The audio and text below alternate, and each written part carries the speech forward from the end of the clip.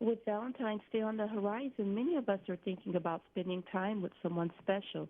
But what if spending time with those you love is complicated by a chronic illness like rheumatoid arthritis? Relationship and intimacy expert Logan Levkoff, Ph.D., formerly of the TV show Married at First Sight, is here with me to help navigate relationships and dating, especially for those with a chronic illness. Joining her is Ara Dikranian, MD, rheumatologist at Cabrillo Center for Rheumatic Disease. Thank you for joining me today. Thank you for having us. Thanks. Now, first, Logan, what are some of the challenges in finding love when someone has a chronic condition like RA? I always think it's important just to acknowledge that most people have challenges in finding love. We have certain expectations of how life is supposed to run. Oftentimes our realities don't match, and that's okay. That being said, if you do have RA or a chronic illness, there are some challenges that might be more unique. So fatigue, joint pain, swelling, lack of mobility, lack of sexual dysfunction, decreased libido, and all of that can also lead to body image changes and self-esteem. And as we know, all of those things, especially all together, can impact the quality of our relationships. Absolutely. Now, when it comes to those relationships and intimacy especially, what would you say is the most important thing for someone with a chronic condition to do or to think about? I'm so glad you asked that question. And one of the reasons why Dr. Dikranian and I partnered with Pfizer on arthritis.com is that it seems that these issues about relationship quality and intimacy and health with this particular population have been really unaddressed in the past. So the first thing is to remember that regardless of your health condition, everyone is entitled to meaningful and fulfilling and satisfying intimate relationships. And the sooner we recognize this, then the more we'll be committed to working on our relationships in our real lives. That's good advice. Now, how can people who are living with chronic diseases like RA communicate their needs to their partner?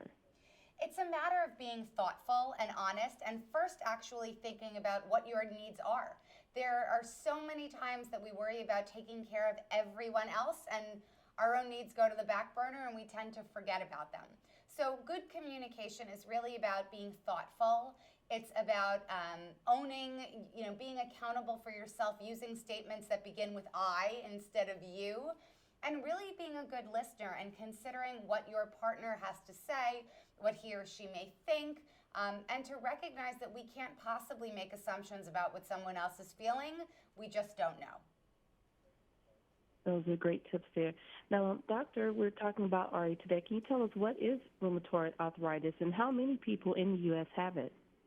Yeah, so rheumatoid arthritis, or RA, is one of many different types of arthritis, and it's an autoimmune issue, which means the body's normal immune system starts attacking otherwise normal healthy tissue, and in and around the joints, in RA's case, that can cause limitations in mobility, pain, swelling, stiffness, as well as eventually joint deformity if it's left undertreated.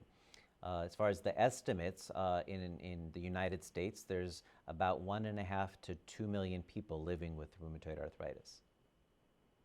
Wow. Now, we mentioned earlier about communicating with your partner. Let's talk about communicating with your healthcare provider. Can an open dialogue with your healthcare provider help a person who's living with RA in regards to their personal relationship? Absolutely. I think it's essential that an open and honest communication channel is needed with a healthcare provider. So these aren't topics that come naturally to most people. They aren't easily discussed. So there's some embarrassment and shyness or discomfort that might come from it. So it's important as healthcare providers that we be proactive in terms of asking some detailed questions on patients, and for patients to bring up issues and to use the tools and techniques that are found on arthritis.com to help initiate that discussion, especially if they feel like they're having issues with relationships that aren't being necessarily discussed because of lack of time or that discomfort that we just mentioned. Absolutely. Now, for both of you, what are some last-minute tips and advice that you have for people who are living with RA or any other chronic condition in regards to maintaining a healthy relationship with their partner? It is near impossible to have a healthy relationship if you aren't committed to your own sexuality and intimate health, if you don't recognize that you are entitled to it. That's when we're more likely to feel empowered and actively work on our relationships. And the thing I would just love to say is that sexual health and functioning and intimate lives are an essential part of our overall health. So it's not just about talking with partners, it's really about talking to providers too, to create as best of a paradigm as health as we could possibly have. And from a rheumatologist perspective, it's important to engage the patient's support network.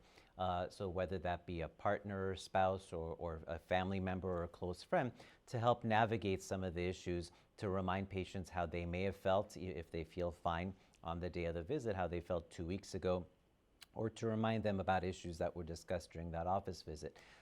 So, rheumatoid arthritis or the patient living with it really doesn't exist in a vacuum, so it's important to engage the close support network in the community at large to help patients manage their symptoms much, much better. Excellent tips. Thank you so much to both of you.